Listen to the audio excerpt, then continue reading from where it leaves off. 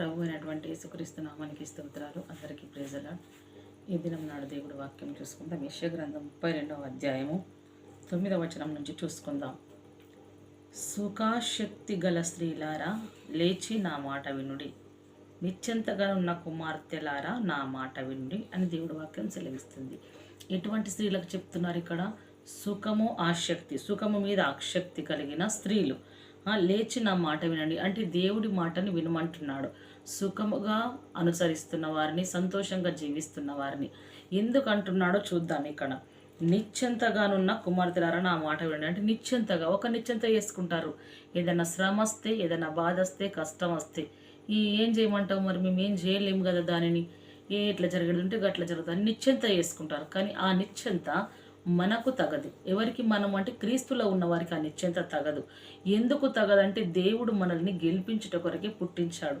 దేవుడు మనల్ని ఎలా ఉన్నత స్థితిలో ఉంచుటకే పుట్టించాడు. దేవుడు మనల్ని జయోత్సవం కొరకే పుట్టించాడు.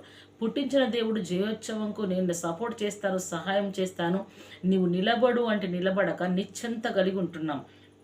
నిశ్చింత కలిగిన కుమార్తెలారా నా మాట వినుడి అంటున్నాడు. దేవుడి మాట వినమంటున్నాడు.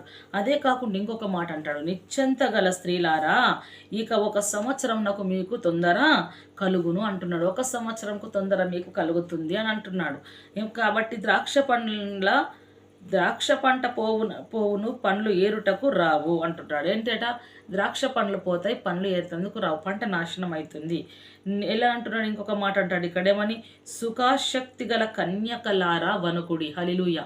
సుఖము మీద ఆసక్తి కలిగిన కన్యకలారా మీరు వనకండి. ఎందుకంటే మీ పంట, మీ స్థలాలు, మీ ఇల్లు అన్నీ నాశనం అయిపోతున్నాయి. కాబట్టి మీరు వనకండి అంటున్నాడు. అని ఇక్కడ అంటాడు ఏమని, నిర్విచారణురారా తొందరపడుడి.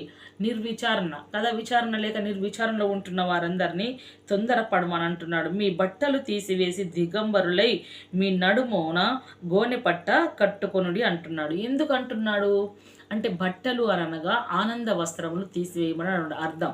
ఆ సుఖము తీసివేయడం అర్థం కాదు. సుఖము మీద ఆసక్తి తీసివేయాలి, మేలుకునాలి, నిద్రపోకూడదు. ఇటువంటి అన్నీ ఎందుకు చెప్తున్నాడు ప్రభుల వారంటే, మీరు మీ కుటుంబాలు, మీ స్థలాలు, మీ పొలాలు అన్నీ నాశనం అయిపోతున్నాయి. కాబట్టి మీరు మేలుకొనండి, మీరు లేవండి అని అంటున్నాడు. మీరేమంటున్నారు? నా మాట వినండి అంటున్నాడు. ఇంకా అన్ని నాశనం అయిపోతున్నాయి కాబట్టి నిశ్చింతగా మీరు ఉండకండి అని అంటున్నాడు. ఎందుకు? ఎవరితో అంటుంటే ఇజ్రాయేలు ప్రజలతో అంటున్నాడు.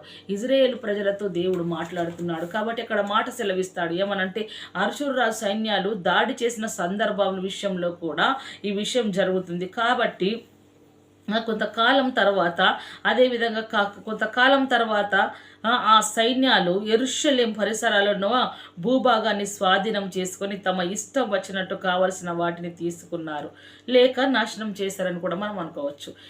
ఏం చేశారు ఇక్కడ?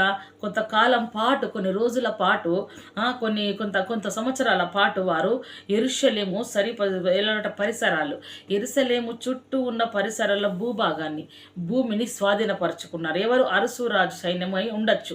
కాబట్టి అలా భూభాగాన్ని స్వాధీనపరుచుకొని తమకు ఇష్టం వచ్చినట్లు, ఎలా ఇష్టం వచ్చిందో భూభాగము అంతా వారు కావలసిన వాటన్నిటిని తీసుకున్నారు కదా. తీసుకోవడమే కాకుండా నాశనం చేశారు.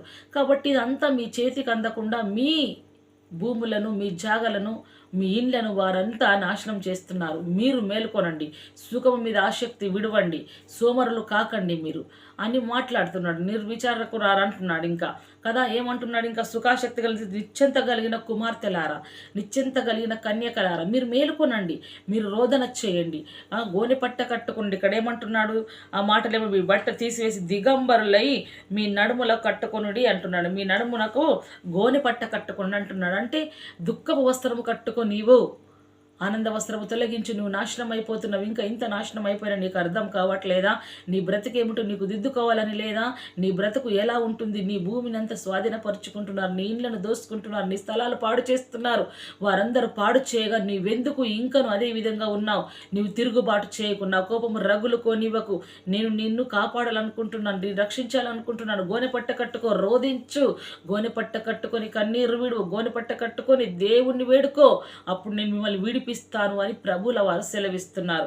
ఇక్కడ అదే విషయంలో మనం ఇక్కడ చూసుకున్నట్లయితే ఏడ్చి మొత్తుకునేందుకు కూడా తగిన గొప్ప కారణం ఉందని మనము కూడా హెచ్చరిక అనుకోవచ్చు. ఎందుకో తెలుసా, ఈ ఏడ్చి మొత్తుకోవడం అనేది దేవుడి సన్నిధిలో పుట్టించిన దేవుడు, విడిపించిన దేవుడు, ఐగుప్తు నుంచి రప్పించిన దేవుడే మనల్ని కాపాడుతాడని ఒక నిశ్చింత కలిగి ఒక ఆ హెచ్చరికను జ్ఞాపకం చేసుకుని ప్రభు సన్నిధిలో మనం ఏడవాలి. ఏడిస్తే ఇప్పుడు బిడ్డ తండ్రి దగ్గరికి చేస్తే తండ్రి విడిపిస్తాడు కదా. అదేవిధంగా మనం చూసుకున్నట్లయితే ఇజ్రాయేలు ఇల్లు శాంతిగా ఉన్న స్థలాలుగా మారుతాయి. ఎందుకు మారుతాయి? ఇలా రోధించినప్పుడు, ఇలా ఏడ్చినప్పుడు, దేవుడి సన్నిధిలో మొర్ర పెట్టినప్పుడు దేవుడు మన మొర్ర వింటాడు. మొర్ర విన్నప్పుడు ఇక్కడ దేవుడు ఏం చేస్తాడంటే ఇజ్రాయేలుల ఇండ్లను శాంతి గల స్థలాలుగా దేవుడు మార్చుటకు ఆయన కృప చూపుతాడు. మరియు అదే కాకుండా భద్రంగా కూడా ఉంచుతాడు. అంటే కాపుదలగా ఉంచుతాడు. వారు తీసుకెళ్లారు కదా, దాని అన్నిటి నుండి విడిపించి దేవుడు ఇలా వారిని కాపాడుతాడు. కాపాడమే కాదు, ఇక్కడ ఇజ్రాయేలులు భద్రత కోసం తమ దేవుడైన ప్రభువు వైపునకు తిరిగి రావాలని కూడా. ఎలానట, ఇజ్రాయేలు దేని కొరకు దేవుని వైపు తిరగాలి? తన కుటుంబంల కొరకు, తన బిడ్డల కొరకు, తన స్థలాల కొరకు, తన ఇండ్ల కొరకు వారికి శాంతి కలగాలని వారు తిరిగి రావాలి ప్రభు వైపు అని. భద్రత కోసం వారు తమ దేవుడైన యెహోవా వైపు, తమ దేవుడైన ప్రభు వైపు, తన దేవుడైన తండ్రి వైపు వారు తిరగాలని, దేవుడి కోరిక వైపు తిరిగి రావాలని కదా. మరియు ఎలానట, వారి ఒడంబిడిక ఎలా ఉంటుందంటే ప్రభువు చేతులకు తమ జీవితాలను విడిచిపెట్టాలని కూడా. ప్రభు చేతులకు తమ జీవితాలను వదిలిపెట్టేసేయాలి. ప్రభువా, ఇదిగో మా జీవితాలు, ఇదిగో మా కుటుంబాలు, ఇదిగో మా బిడ్డలు, మేము నీ చేతిలోకి వస్తున్నాం. ప్రభా, దేవా, నీవే మమ్మల్ని కరుణించు, నీవే మమ్మల్ని రక్షించువాడవని దేవుని వేడుకొని. అదేవిధంగా యెషయా వారికి ఇవన్నీ ఎలా చేశాడంటే, యెషయా వారికి గుర్తు చేస్తున్నాడు. ఎలా గుర్తు చేస్తున్నాడు? యెషయా ప్రవక్త కదా, ఆ గ్రంథం అంతా ఆయన రాశాడు కాబట్టి ఇక్కడ అంటున్నాడు, ఆయన గుర్తు చేస్తున్నాడు. వారు విశ్రాంతి తీసుకోవచ్చు మరియు ఎలానట, వారు నిరంతరము సంతోషంగా ఉండునట్లుగా. ఎలా విశ్రాంతి తీసుకుంటారు? దేవుడు వారిని కాపాడుతున్నాడు, దేవుడు భద్రత ఇస్తున్నాడు, దేవుడు రక్షిస్తున్నాడు, దేవుడి కృపచూపన ఉంటున్నాడు. కాబట్టి వారు విశ్రాంతిగా ఉండాలి. కాబట్టి వారు ఉండే ప్రదేశంలో ఉండకూడదు. ప్రభు అయినా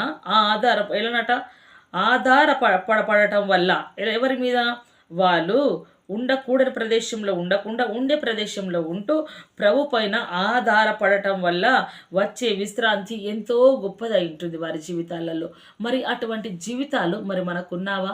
మరి అటు జీవితాలు కలిగి మనం బ్రతుకుచున్నామా? ఒక్కసారి మన జీవితాలు మనం జ్ఞాపకం చేసుకుందాం. ప్రభు సన్నిధిలో మనల్ని మనము దేవుడి సన్నిధిలో ఎలా ఉంటున్నాం? ఎలా దేవుడి సన్నిధిలో మనం నిలకడగా ఉంటున్నాం? దేవుడి కృపలో మనం ఎలా ఉంటున్నాం? మనం నడవగలుగుతున్నామా? యెషయా గ్రంథం 5వ అధ్యాయము 11-12 వచనాలు చూసుకున్నట్లయితే, మద్యము త్రాగుదమని వేకువని లేచి ద్రాక్షరసము తమకు మంట పుట్టించు వరకు, చాలా రాత్రి వరకు పానము చేయి వారికి శ్రమ. అదే విధంగా ఉన్నారు, మత్తులో ఉన్నారు కాబట్టి వారు విడుదల పొందనిల్లకపోతున్నారు. వారు సితారా, స్వరమండల, తంబూర, సన్నాయిలను వాయించుచు ద్రాక్షారసము త్రాగుచు అన్ని దేవుణ్ణి ఆరాధించినట్లు ఆరాధిస్తున్నారు. సితార, తంబురలు వాయిస్తున్నారు, త్రాగుచు విందు చేదురు కానీ యెహోవా పనిని యోచింపరు.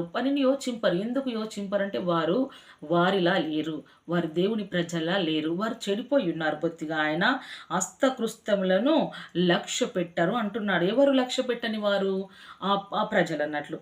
కాబట్టి ఇక్కడ అంటున్నాడు, ఒక మాట సెలవిస్తుంది ఇక్కడ ఏమని, ద్రాక్షారసపు తాగుటలో ప్రఖ్యాతి నొందిన వారికి మద్యము కలుపుటలో తెగువగల వారికి శ్రమ అంటున్నాడు. ఇటువంటి శ్రమలను అనుభవిస్తూ మనం ఉండడం అవసరం అంటారా? ద్రాక్షరసానికి బానిసలమై దేవుడికి తిరుగుబాటు చేసి ఏదో దేవుడికి తంబుర సితారాలు వాయిస్తూ దేవుని నామమాస్తూ స్తుతిస్తూ దేవునికి గణపరుస్తున్నట్టు ఏదో నటిస్తూ జీవిస్తే దేవుడు అట్టి వారికి ఏమంటున్నాడు అంటే శ్రమ అంటున్నాడు.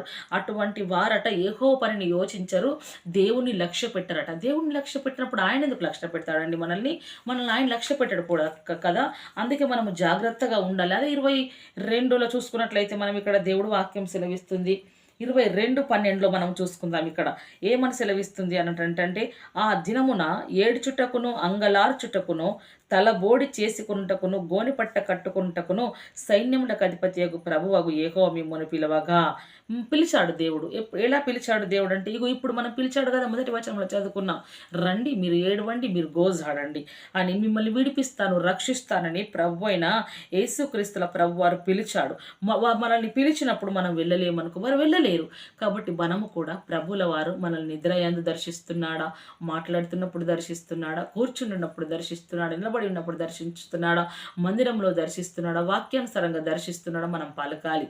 పలికి ప్రభుల వారు మనకు సెలవిస్తారే, గోనెపట్ట కట్టుకో, కన్నీరు విడువ, నీ కుటుంబం గురించి వేడు, తిరుగుబాటు చేయకు, నీ భర్త మద్యం నుంచి విడుదల పొందాలి, నీ బిడ్డలు డ్రగ్స్ నుంచి విడుదల పొందాలి, నీ బిడ్డలు ఏదైనా పాపం నుంచి చేసినట్లయితే దాని నుంచి విడుదల పొందాలి అంటే నీవు నేనేం చేయాలంటే ఉపవాస ప్రార్థన చేయాలి, కన్నీటి ప్రార్థన చేయాలి, గోజాడాలి, ప్రభు వైపు మనము తిరుగుమంటున్నాడు, ఏడవాలి, అంగలార్చాలి, ఆ తలబోడి చేసుకుంటకు గోనెపట్ట కట్టుకునాలి. అంతగా దేవుడి సన్నిధిలో రోధిస్తున్నప్పుడు సైన్యములకు అధిపతి యెహోవా మనల్ని చూస్తాడు. అప్పుడు ఆయన కనికరిస్తాడు. నేను పిలిచినప్పుడు మీరు రాలేరు, ఇప్పుడు ఎందుకు చూస్తానని ప్రభుల వారంటే మనకు దిక్కేవారు. ఆ స్థితిలో మనం ఉండకుండా ప్రభు సన్నిధిలో మనము ప్రభువును వేడుకుని వారమై ఉండాలి. అదేవిధంగా దేవుడు వాక్యం సెలవించిన ప్రకారంగా మనము ఉండాలి. అదేవిధంగా మనం చూసుకున్నట్లయితే అదే యెషయా గ్రంథంలో 32లో కూడా దేవుడు వాక్యం సెలవిస్తుంది. ఏమని దేవుడు వాక్యంలో చూసుకున్నట్లయితే ఇక్కడ మాట అంటాడు, ఏమని అంటున్నారనంటే, నా జనుల భూమిలో ఆనందపురములోని ఆనంద గృహములన్నిటిలో ముండ్ల తుప్పలు బలుసకరక్కటి చెట్లు అన్నీ మొలుస్తాయి. పైనుండి మన మీద ఆత్మ కుమ్మరింపబడు వరకు నరికి విడవబడును, జనసమూహములు గల పట్టణము విడవబడును. ఎందుకు విడవబడుతుంది? మనం చేసిన పాపాన్ని బట్టి. కాబట్టి మన మీద దేవుని ఆత్మ కుమ్మరించు వరకు అని అంటున్నాడు. దేవుని ఆత్మ మన మీద కుమ్మరించబడాలి అంటే పశ్చాత్తాపడాలి, గోరిపట్ట కట్టుకోవాలి, కన్నీరు విడవాలి, ప్రభు అయిన క్రీస్తు వైపు తిరగాలి. అప్పుడు దేవుని వేడుకున్నప్పుడు పరిశుద్ధాత్మ దేవుడు మనల్ని దర్శించనంటున్నాడు. దర్శిస్తున్న సమయంలో ఎలా ఉంటున్నాయి మన జీవితాలు అంటే ఎలా ఉంటున్నాయో తెలుసా? ఇక్కడ మాట్లాడుకుందాం మనం. అప్పుడు న్యాయము అరణ్యంలో నివసించును, ఫలభరితమైన భూమిలో నీతి చిగురించును అంటున్నాడు. ఎలా నీతి చిగురిస్తుంది? మనము దేవుడి వైపు తిరిగినప్పుడు నీతి సమాధానములు ఆయన కలుగజేయును అంటున్నాడు. అదేవిధంగా చూసుకున్నట్లయితే నీతి వలన నిత్యము నిమ్మలముగా నిబ్బరము కలుగును అంటున్నాడు. ఆయన నీతిని చూసినట్లయితే అదేవిధంగా అంటాడు, అప్పుడు నా జనులు విశ్రమ స్థలముల యందు, ఆశ్రయ స్థానముల యందును, సుఖకరమైన నివాసుల యందును నివసించెదరు. హల్లెలూయా.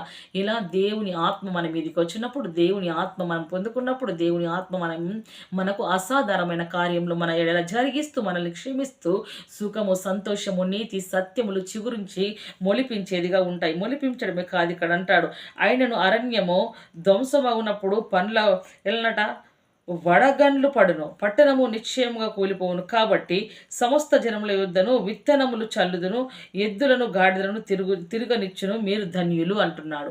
ఎలా అట్లా పడ్డను, మీరు ఇవన్నీ చేస్తున్నారు కాబట్టి మీరు ధన్యులు అంటున్నాడు. ధన్యకరమైన జీవితం జీవించాలంటే ప్రభు వైపు తిరగాలి, గోనెపట్ట కట్టుకుని సుఖం మీద ఆసక్తి విడిచి గోనెపట్ట కట్టుకొని ఏడవాలి, ప్రభు తట్టు తిరగాలి. మొర్ర పెడితే నాశనం అయిపోయిన మన కుటుంబాలు, మన జీవితాలు, మన ఇండ్లు అన్నీ దేవుడు మరల మనకి ఈయన ఇంటున్నాడు. మరల మనల్ని దేవుడు నీతి రింపనయింటున్నాడు. ఇటు మాటలు దేవుడు మన ఆత్మను దీవించి ఆశీర్వదించి ఫలింపజేయునుగాక. ఆమేన్. Praise the lord.